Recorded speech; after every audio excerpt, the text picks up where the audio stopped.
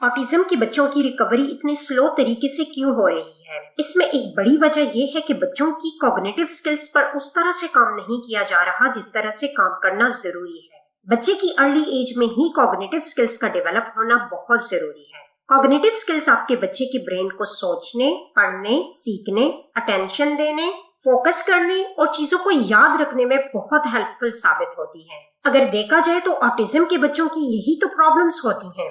यकीन जानिए, अगर आप अपने बच्चे की कॉग्निटिव स्किल्स पर सही से काम करते हैं तो आपको चंद वीक्स में ही अपने बच्चे में एक अमेजिंग चेंज देखने को मिलेगा। इन स्किल्स की मदद से आपके बच्चे को जो इनकमिंग इंफॉर्मेशन आ रही होती है वो सही से प्रोसेस होकर ब्रेन के अप्रोप्रिएट एरियाज तक पहुंचती है। कॉग्निटिव डेवलपमेंट हर बच्चे के लिए बहुत जरूरी है, स्पेशली अगर आपके बच्चे को किसी बिहेवियरल या फिर लर्निंग चैलेंजेस का सामना है।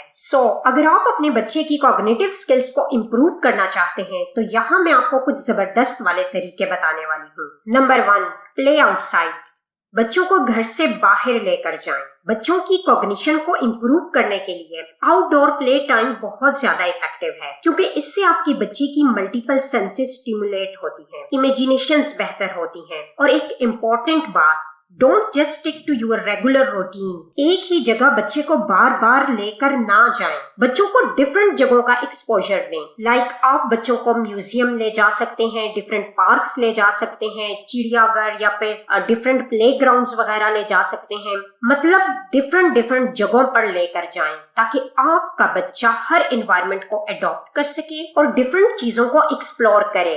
Number 2, ask a lot of questions. बच्चों से क्वेश्चंस पूछें।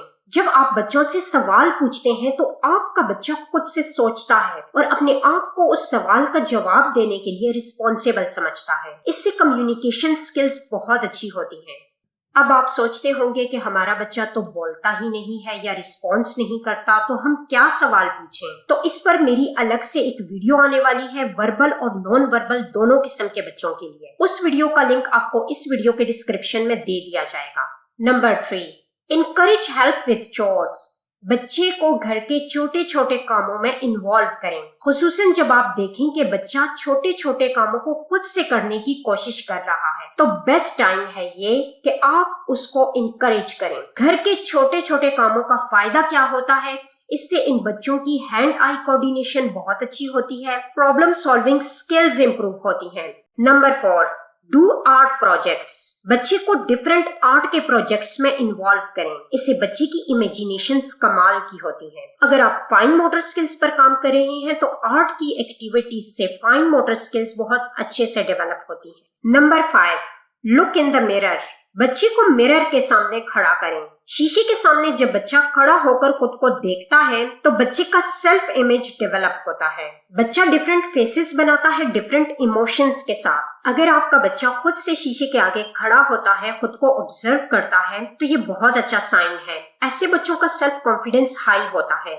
आपने नोट किया होगा कि अक्सर बच्चे जब स्पीच करने के लिए तैयारी करते हैं तो उनसे कहा जाता है कि मिरर के सामने खड़े होकर स्पीच की प्रैक्टिस करनी है। और अक्सर लोग जब इंग्लिश स्पीकिंग की प्रैक्टिस करते हैं तो शीशे के सामने खड़े होकर स्पीकिंग प्रैक्टिस करते हैं, जिससे उनका कॉन्फिडेंस लेवल हाई होता है और वो दूसरों के सामने भी फ्लुएंटली इंग्लिश बोल पाते हैं। ये एग्जांपल्स देने का मकसद ये है कि शीशे के सामने जब बच्चा खड़ा होता है तो वो खुद को फेस करना सीख लेता है, उसका कॉन्फिडेंस बढ़ता है, और जो बच्चा खुद को फेस कर लेता है वो फिर बाकी दुनिया को भी फेस कर लेता है। Number 6, pretend play.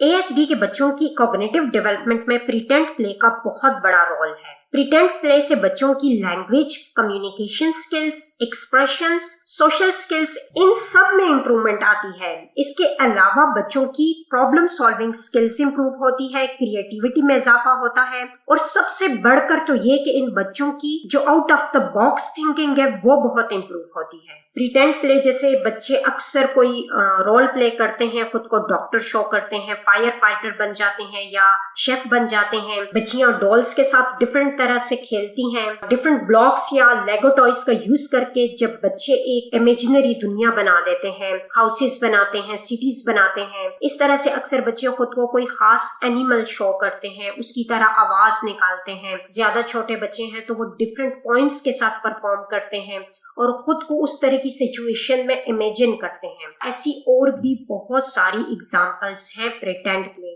Number 7, get into sports.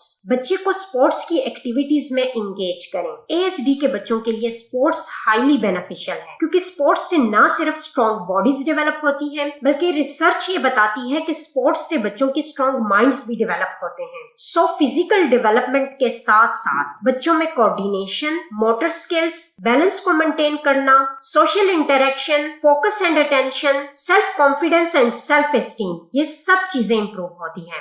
और इसके अलावा इन बच्चों की सेंसरी सेंसिटिविटीज वक्त के साथ साथ कम हो जाती है। इमोशनल नीड्स बहुत अच्छे से फुलफिल होती हैं, मूड अच्छा होता है, स्ट्रेस लेवल कम होता है, एग्रेसिव बिहेवियर खत्म हो जाता है। अब एक इम्पोर्टेंट बात यह है कि ASD के बच्चों को जब आप स्पोर्ट्स की तरफ लाते हैं तो आप ऐसा नहीं कर सकते कि किसी भी स्पोर्ट्स एक्टिविटीज में आपने बच्चे को इंगेज कर दिया, बल्कि आपने बच्चे के इंटरेस्ट, उसकी इंटेलिजेंस और टैलेंट्स के अकॉर्डिंग उसके लिए स्पोर्ट्स सिलेक्ट करना है। जैसे कि कुछ बच्चे स्विमिंग में इंटरेस्टेड हो सकते हैं, इस तरह से कुछ को बास्केटबॉल पसंद हो सकता है। ASD में हर बच्चा दूसरे से डिफरेंट है, इसलिए इनकी इंडिविजुअल नीड्स एंड प्रेफरेंसेस को कंसीडर करना बहुत जरूरी है। आई होप आपको वीडियो पसंद आई होगी। मजीद वीडियोस देखने के लिए चैनल को सब्सक्राइब कर लीजिए। मिलते हैं नेक्स्ट वीडियो में।